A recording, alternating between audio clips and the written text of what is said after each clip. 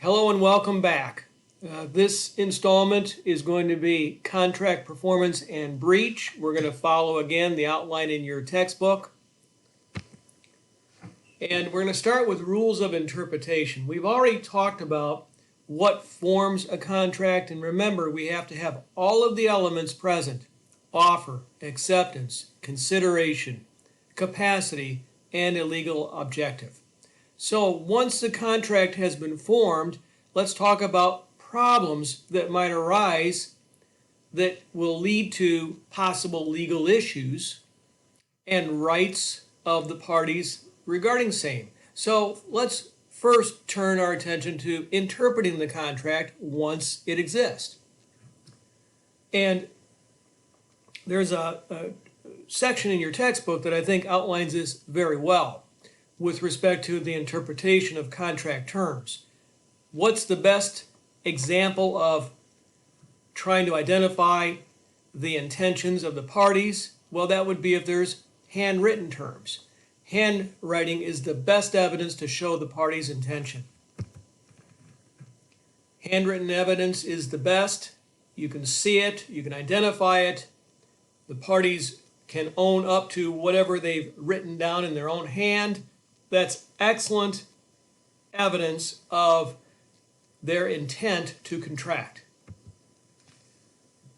Now, with respect to different types of evidence that shows that there was an intent to contract, what's the best? Handwritten terms? Yes. Handwritten terms control over typed terms, which in turn control over pre-printed terms and other forms.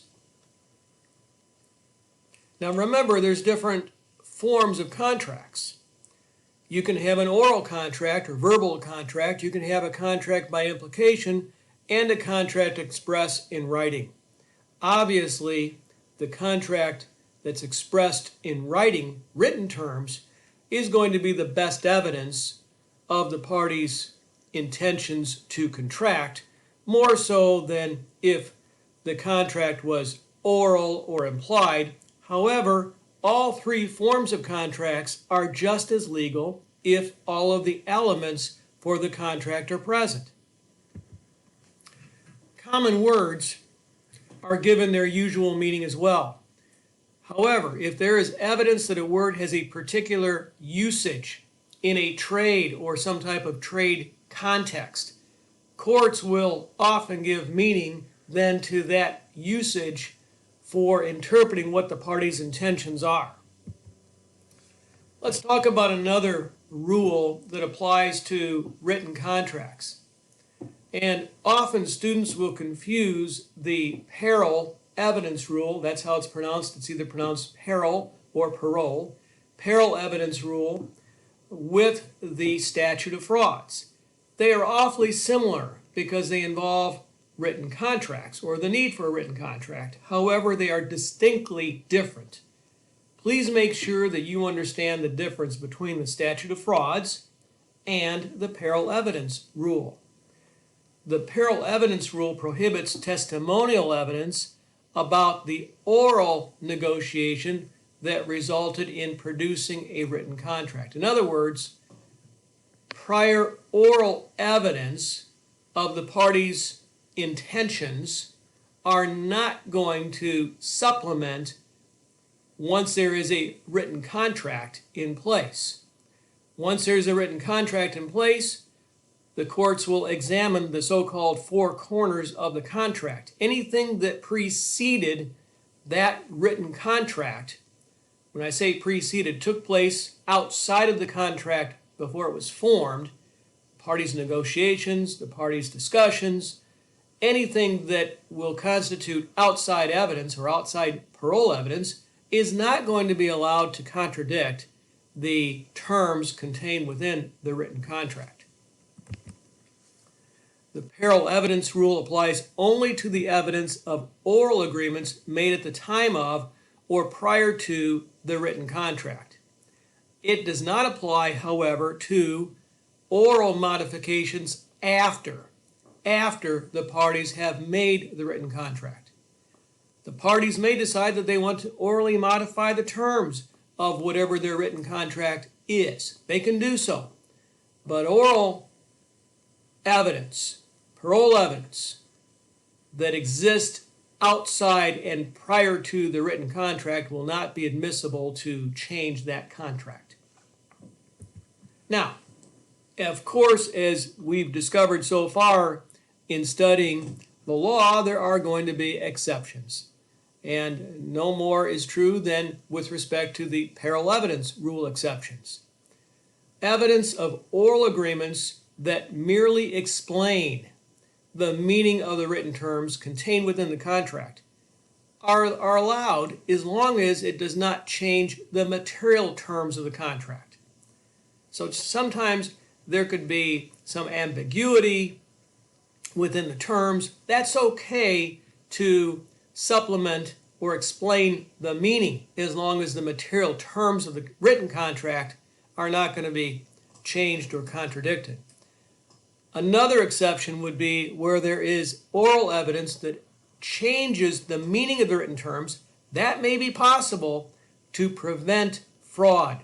Courts want to examine whether fraud has been a part of the written contract and will allow oral evidence to come in to explain the written terms so as to prevent, obviously, a fraud from being perpetrated.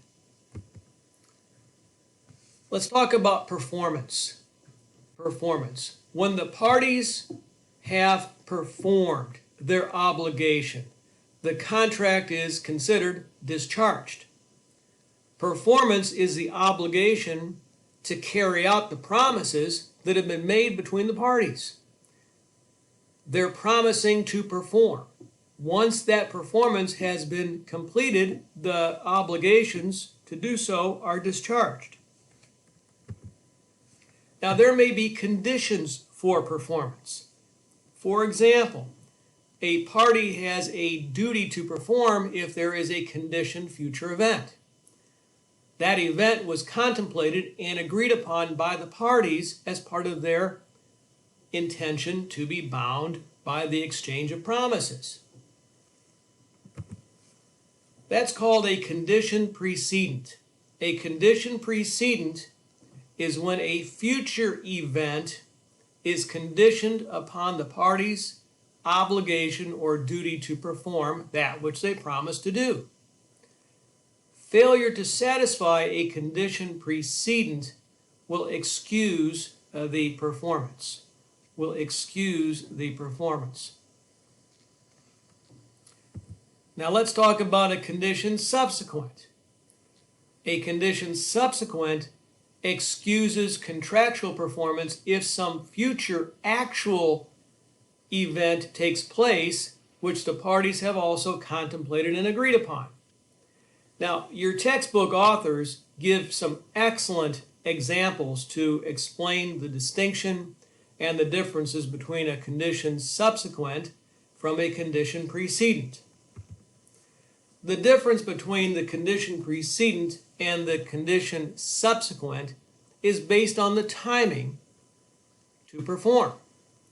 A contracting party has no duty or no obligation to perform prior to a condition precedent being satisfied. Once the condition precedent is met, the duty to perform is owed.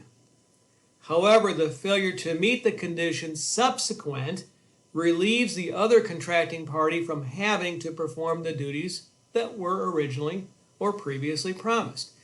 Let me give you an example.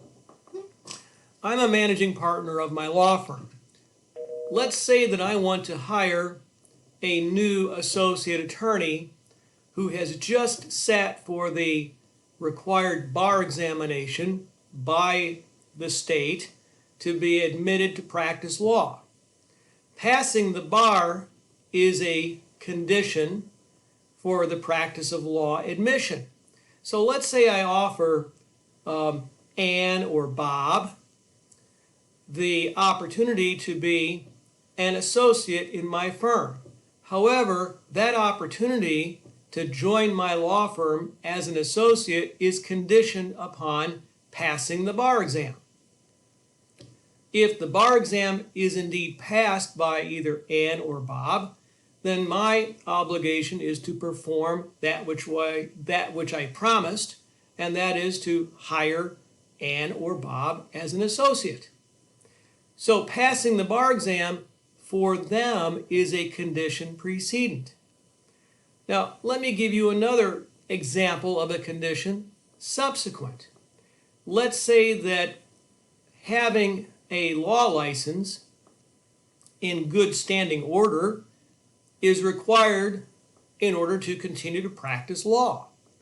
If an attorney is disbarred from practicing law, it means that their license has been removed and they're no longer legally sanctioned by the jurisdiction court or governing body to continue the practice of law.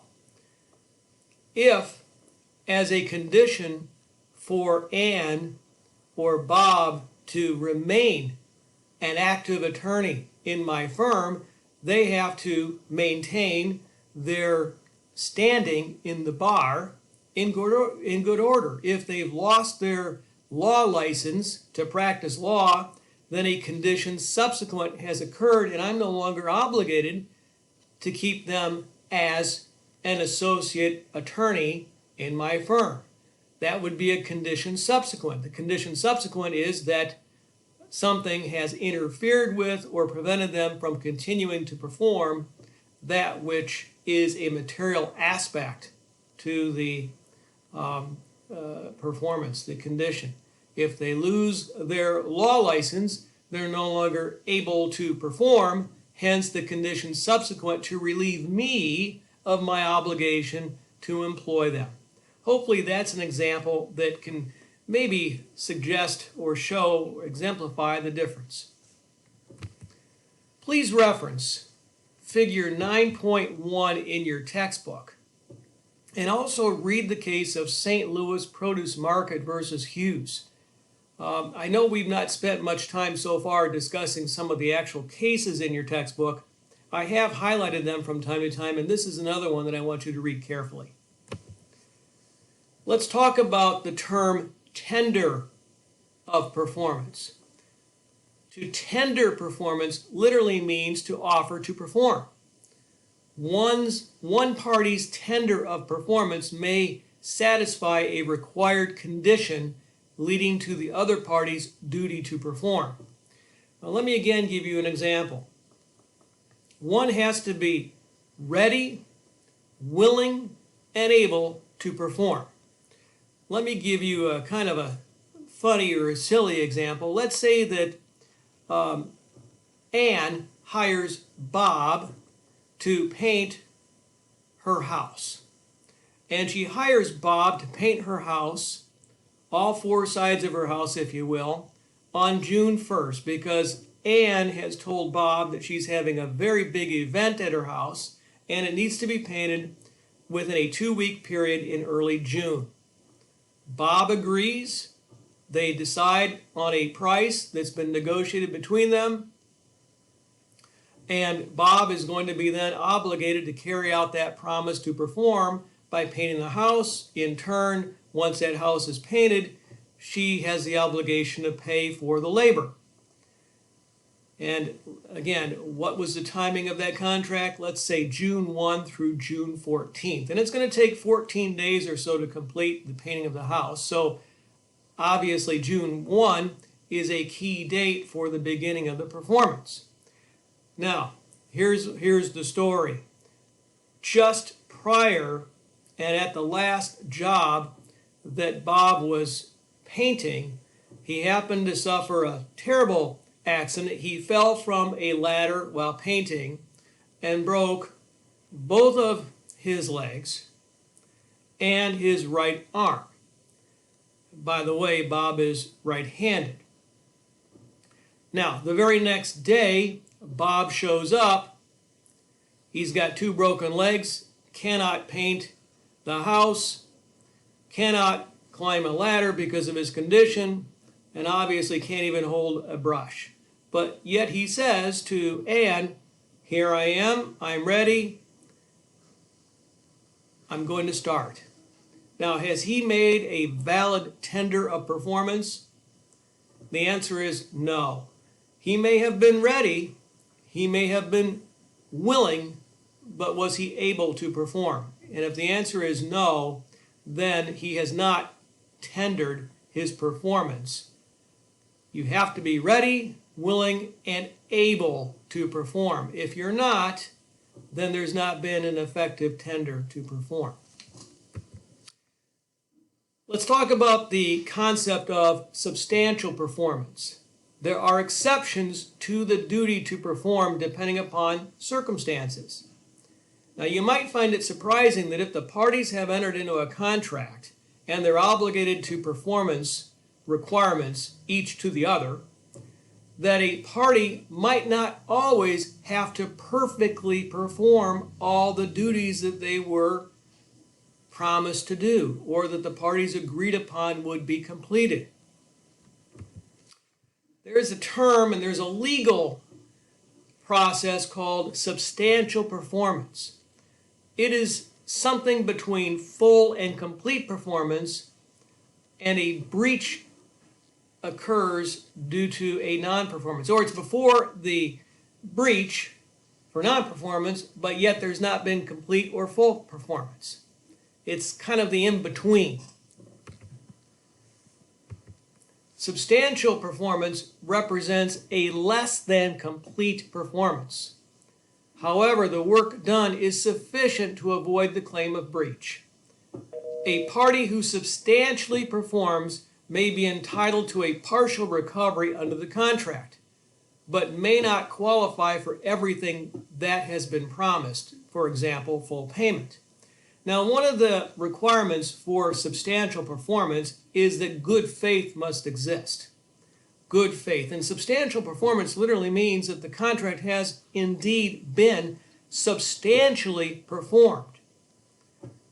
Let me go back to the example of the house painting situation between Ann and Bob. And let's change the facts. And let's say that Ann needs to have this house painted by June 14th, and the start date is June 1, and Bob agrees to perform by painting it during those dates, all four sides of the house, and Ann obviously agrees to pay for the painting.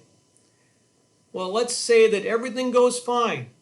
Bob starts, he paints 3 sides of the house, but then stops entirely and leaves. What does he leave for? Well, let's say that he's behind his schedule and he has another opportunity to make more money if he completes another painting job. So he's left Ann with 3 sides of the house painted, but not the 4th. Is that substantial performance? Is that substantial performance? What do you think? Was there good faith? If the evidence shows that Bob purposely did not paint the 4th side because he had an opportunity to make more money elsewhere during the same period of time, that probably is not going to demonstrate good faith, so-called, on his part. Do you believe that the court is going to allow him to qualify or be paid a portion of his work substantially if it's not done? Let's say, for example, just for ease of discussion and simplicity, that the contract called for painting 4 sides of the house, and the contract was $1,000. Bob wants $750. Is Ann obligated to pay? After all, he did paint more than 50%. In fact, he paid 75%. Is that substantial performance? Probably not, if bad faith is present. What does Ann have to do next? What can she do? Well, one of the things she can do is to go out and try to find substitute performance. Substitute performance. Find other contractors willing to complete that one side of her house for a fee to meet her needs. What if those contractors come in with bids of $400, $500 or more? Well, she may be in a situation where she is mitigating losses, mitigating damages, and who should suffer the loss? Her? Or is that loss going to be apportioned in part or in whole to Bob? Those are all questions that need to be considered. And your book does go through some examples and gives you some guidelines on that for your study. So let's, again, look at levels of performance. Complete performance would be if Bob painted all 4 sides of the house. Do you think that he materially breached the contract with Ann by painting 3 of the 4? Or has he substantially performed the obligation that was contracted by having painted 3 of the sides? Let's change the facts one more time just to give you some further consideration to ponder, some further points to ponder.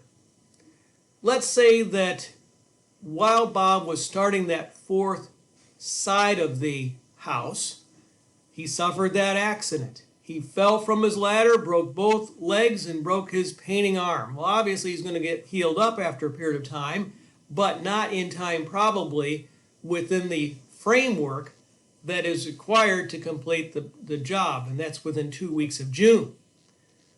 Do you think that the law is going to view his so-called breach of not having completely performed a bit differently than the earlier example that I shared?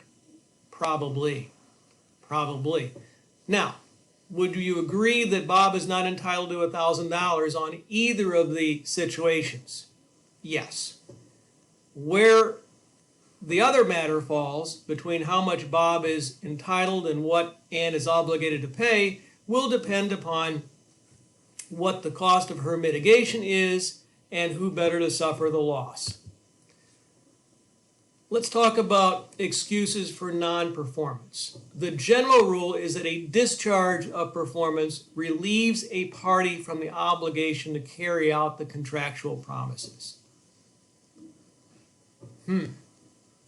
A discharge of performance relieves a party from the obligation to carry out the contractual promises. Is Bob discharged from his performance obligations to paint all 4 sides? Obviously, because of his condition, he cannot perform regarding the time that was specified and agreed upon between he and Ann. Is he then discharged from painting that 4th side? As a practical matter, you might think, what can he do? Possibly he can try to find someone else to perform on his behalf if Ann would agree. If Ann would agree.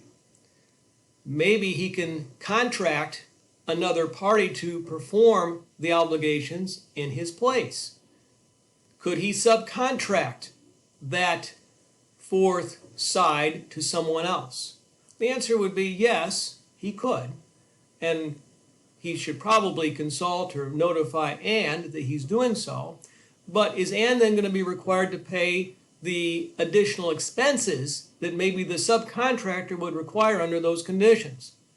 The answer is no, if Bob is going to be the person responsible to complete the performance. Otherwise, he's not discharged his performance obligations due to those circumstances, and hence he will not be entitled to the full benefit of the bargain.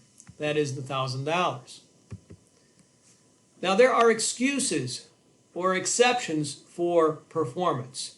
One is the impossibility for performance. Impossibility, and another one is commercial impracticability. Commercial impracticability, just strike the and in between those 2 words, and it's commercial impracticability. Impossibility of performance allows for an escape from the obligation to perform. For example, if the subject matter of the contract is destroyed, the contract becomes impossible to perform. Now, let's go to an extreme scenario. Let's say that a tornado blew down the house that Bob was obligated to paint. Is he excused from performing on that contract due to the impossibility? The answer is yes. That's a simple scenario. However, increased difficulty or reduced profitability does not equal impossibility of performance. An objective standard, not subjective, not internal, but an objective standard is required to determine whether there is impossibility of performance. In other words, is it truly impossible to perform based on the perception of an outside third party viewing the circumstances totally objectively? That's going to be the standard used. Let's talk about commercial impracticability. Now, you've read and you've studied to some extent the Uniform Commercial Code, referenced as the UCC. Commercial impracticability occurs under the UCC when a party to a sale of goods contract receives discharge from performance because of commercial impracticability. In other words, to perform is so commercially unreasonable that the court would not require that performance. The impracticability standard is not as difficult to meet as the impossibility standard is. What constitutes impracticability of performance depends upon the circumstances. Courts are reluctant to excuse performance due to impossibility or impracticability. Impossibility and impracticability must be truly unforeseen occurrences. If they're predictable, and if the parties can understand that certain conditions will arise and may indeed occur, then courts are very reluctant to impose excuses for performance in those settings. Let's talk about a breach. A party that does not perform the obligations promised in the contract results in a contract breach. When a breach occurs, the law allows for remedies. There are two general types of remedies: remedies for damages and remedies for equitable relief. You should know the difference between the two. There's a wonderful chart in your textbook that references the differences and outlines different examples. Remedies for damages are available when a monetary value can be established for the breach. When I said cannot, I meant when we talk about equitable relief. But when the damages are available to ascertain, that's going to be referred to as legal damages, and examples would be compensatory, consequential, or liquidated damages. Compensatory damages are available when the party having the obligation to perform breaches that obligation, and as a result, remedies in the form of damages for lost profits, the cost of getting a substitute performance. In other words, if Bob, in our example earlier, had to go out and subcontract another painter, then that's going to be a result of a loss. Or if Anne, by contrast, had to find someone else to paint at her expense, that's going to be related damages, monetary damages that can compensate for the loss when there's been a breach. Consequential damages are awarded when there are foreseeable losses that would directly result from the breach. However, the parties must have known, or should have known by the circumstances, that there would be resulting consequences. In other words, ongoing damages beyond the value of the contract should performance be missing or defective. Now, if no monetary damages are measurable, in other words, if they're inadequate or they can't really be ascertained due to the uniqueness of the situation or the contract subject, then there may be equitable relief. Equitable relief falls into these three categories that I've outlined here and that are also contained in your textbook: specific performance, rescission, and injunction. Liquidated damages are when the parties agree as part of their negotiations that in the event of a breach, a specific negotiated value will be assessed for the damages. Often, liquidated damages are available when the actual loss is difficult to calculate, and the parties have understood that difficulty at the outset of the contract. So they've agreed upon a set sum of money that will be the value in the event of a breach. Now, courts have been very cautious in upholding liquidated damages clauses when the value operates as a penalty. It has to be reasonable. Specific performance is a court-ordered remedy when the subject matter of the contract is unique and the monetary damages are inadequate to assess. Parties are then compelled by court order to perform their promised obligations.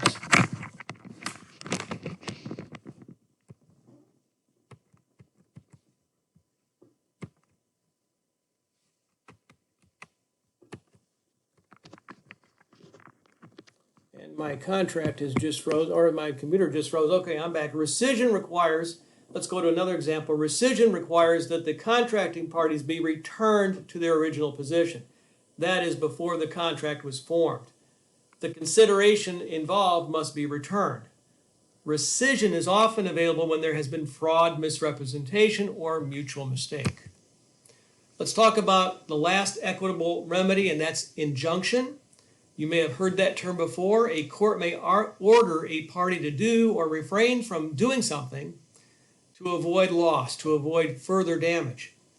That equitable relief is an injunction. It will usually be issued when there is a foreseeable possibility that harm or damage will result in the near future.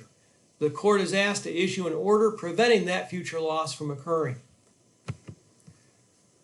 Let's talk about the term mitigation. And I want to go back and discuss my painting contractor example with Ann and Bob. Both parties have a responsibility to mitigate damages. However, the brunt of the responsibility is on the non-breaching party for policy reasons. The non-breaching party. So if Ann truly needed that fourth side of her house done by June 14th, what is she obligated to do? Can she just sit back and sue for the loss and come up with some value saying, well, this is even the consequence of what would result from the non-performance? Well, the law imposes on her a duty to mitigate, which means she has to try to find substitute performance, even if the performance is going to be at a higher rate of pay. She can then pass off that loss to Bob for his non-performance, regarding that value. Let me give you another example. Let's say that there is a wrongful discharge case, and the law recognizes, and we'll talk about this subject area later in the course under the employment law section, but the law recognizes that there's going to be compensation due for a wrongful discharge, so-called, in the form of back pay. Back pay is the form of damages available from the time of one's alleged wrongful discharge until the time of trial, when a jury or a judge awards damages for that loss. If it takes 2 years to get to a trial, is the party who's been affected, the plaintiff, able just to take the next 2 years off, sit back, maybe go on a vacation, not worry about work, and then claim the value of that lost time as damages for loss of compensation? The answer is no. The law doesn't want waste, and there's a duty to mitigate to avoid waste, and that is on the non-breaching party for policy reasons. So in that situation, the person who's been allegedly wrongfully fired has to go out and try to find comparable work or jobs elsewhere to avoid continued loss. Who's going to suffer the loss in that instance if that person is successful at trial? The party that caused the wrongful discharge. We'll talk about that subject matter in much more detail when the employment law chapters are discussed. So let's talk finally about assignment of rights. It's in the last couple pages of your chapter. An assignment is something that you need to be aware of. It involves two parties, the offeror, the offeree, the promisor, the promisee. Those are the original parties to the contract. Third parties may also have some involvement and rights depending upon the actions of the original parties. No consideration is necessary for an assignment.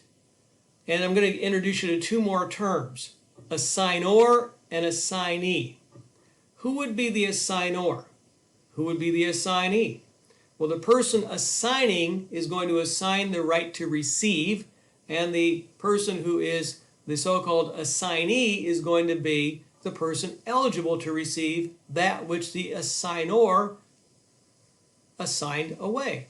So let me give you an example, a promissory note. Hopefully you know what a promissory note is. If not, look it up. It's in your textbook. You can also do some further research.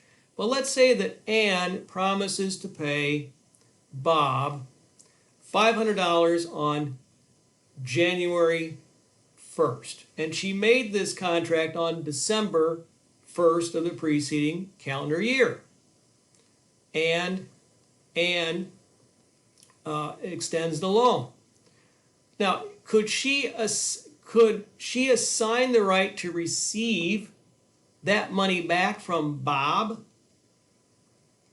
to Clyde or Clara, who's a third party? Well, yes, she could, especially if she notifies Bob that he's got an obligation to pay in her place because she's assigned the right to receive to Clyde or Clara that money which is due in 30 days. No considerations necessary. The assignor cannot assign any more value than the assignee had to assign. In other words, if she made the loan to Bob and Bob is obligated to repay her in 30 days, the loan is going to be the stated amount. She can't assign a higher amount if it's contrary to the terms of the original note. Hopefully that makes sense and gives you some further understanding. That's going to conclude our discussion for this chapter. I hope it's been helpful. I hope it'll give you some examples and further understanding to work with. Thanks again for your time and your interest.